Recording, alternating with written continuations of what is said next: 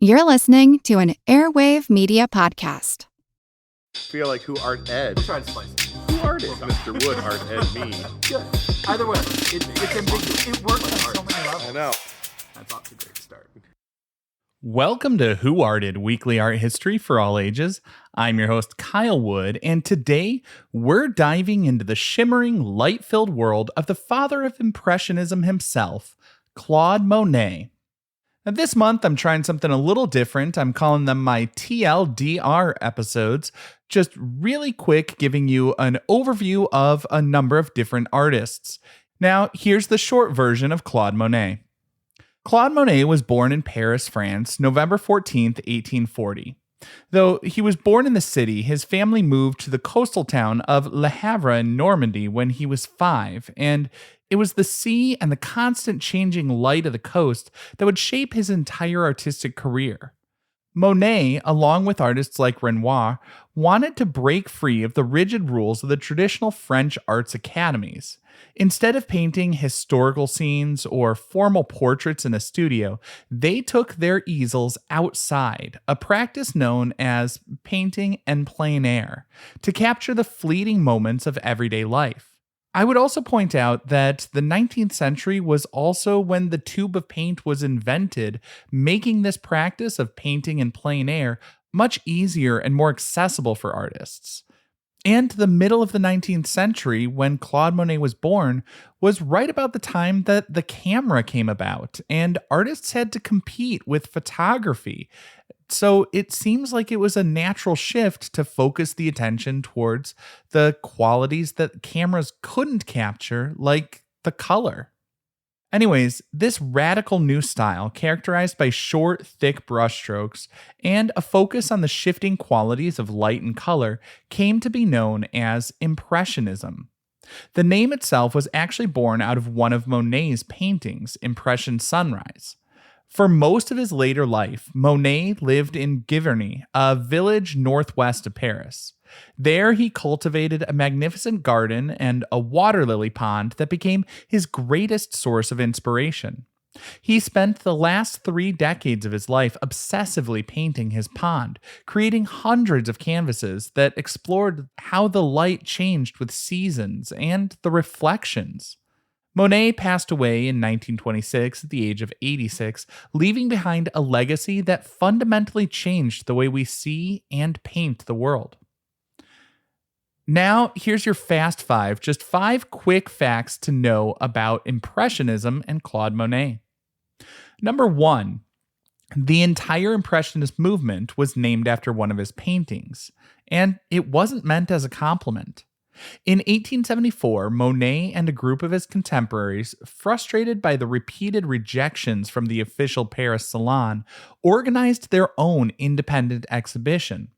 One of Monet's submissions was a hazy, atmospheric painting of the port of his childhood home, Le Havre, at sunrise. He titled it Impression Sunrise, and a critic named Louis Leroy, intending to mock the loose, seemingly unfinished style of the artists, seized on Monet's title and wrote a scathing review titled The Exhibition of the Impressionists.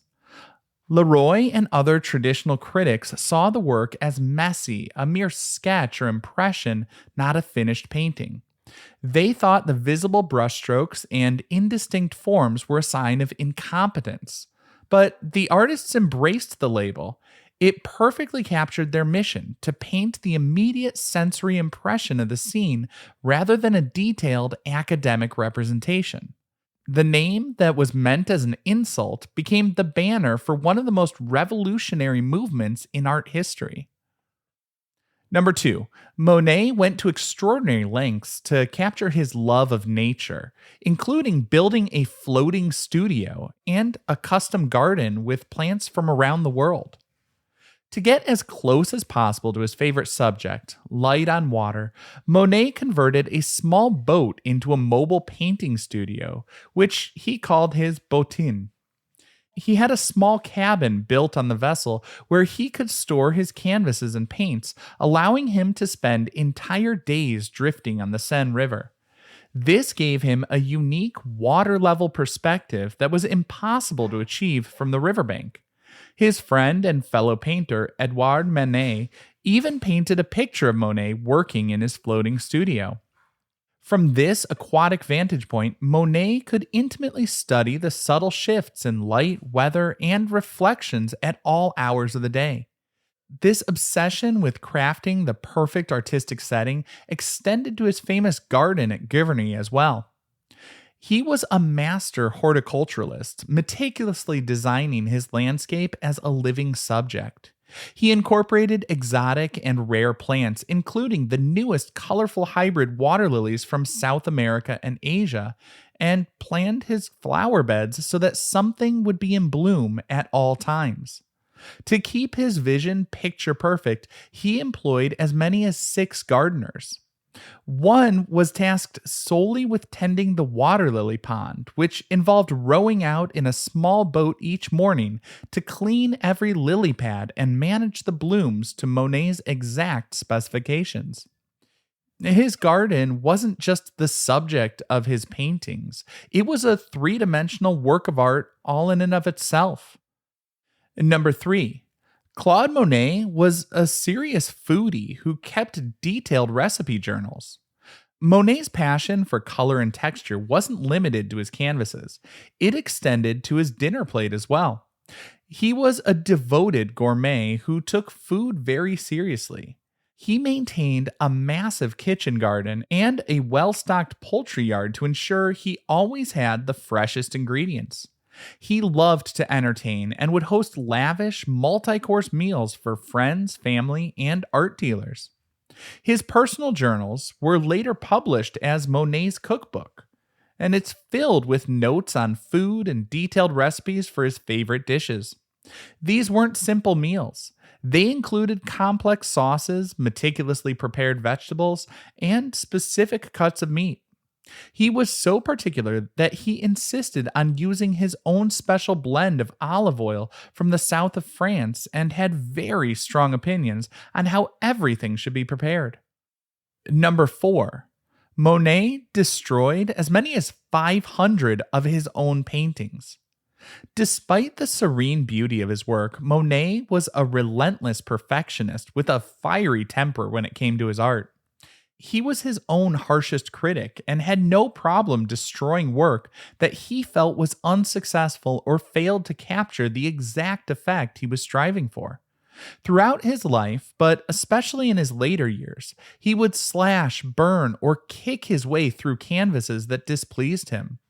In 1908, just before a major exhibition in Paris, he destroyed at least 15 of his water lilies canvases because he wasn't satisfied with them.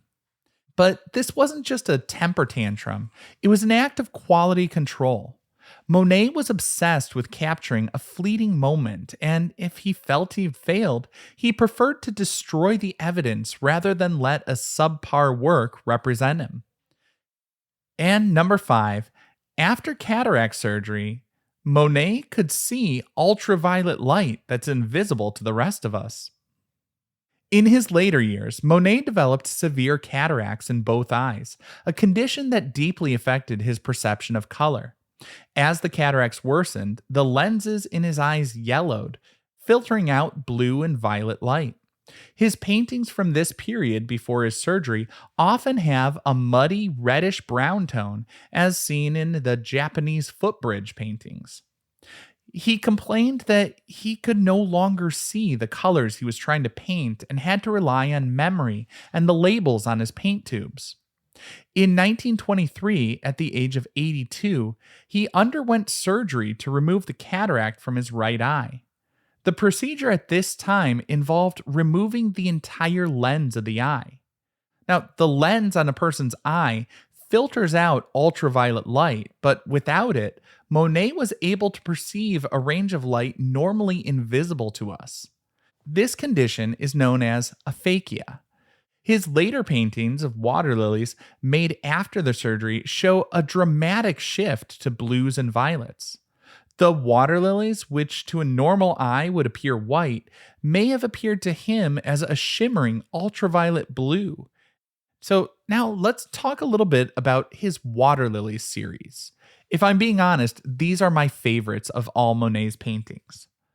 And I dare say it was probably among his favorites because Monet made about 250 oil paintings of water lilies over the course of 30 years, from the late 1890s until his death in 1926.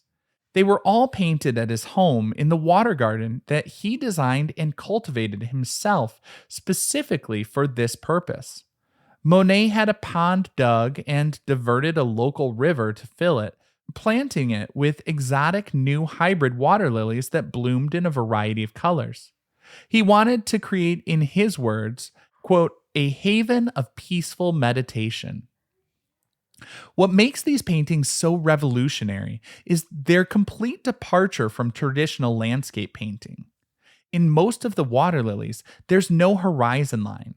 There's no sky, no shore, no context for where the viewer is standing.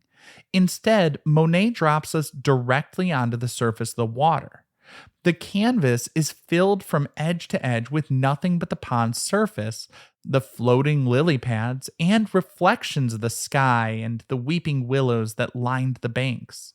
This radical perspective creates an immersive, almost abstract experience. The subject is no longer just the lilies, but the very essence of the light and reflection. Monet's technique was to layer short, rapid brushstrokes to create the constant movement of water and the shifting light. Up close, the painting can look like a chaotic collection of colorful marks, but as you step back, they resolve into a shimmering, vibrant surface. He would work on dozens of canvases simultaneously, moving from one to another as the time of day changed the light and color. One canvas might capture the cool blue light of early morning, while another would glow with pink and orange hues of sunset. The series is a diary of the changing seasons and the passage of time, all recorded on the surface of his pond. The grandest expression of these was a set of 8 enormous mural-sized paintings that Monet conceived as a single continuous environment. He worked on these massive panels even as his eyesight failed due to the cataracts.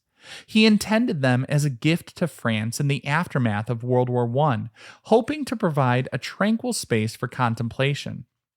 Today, they're housed in a museum in Paris exactly as Monet instructed. The curved walls surround the viewer, creating an infinite panorama of water, light, and color, and fulfilling Monet's ultimate artistic vision of making the viewer feel as if they're floating in the middle of his beloved pond.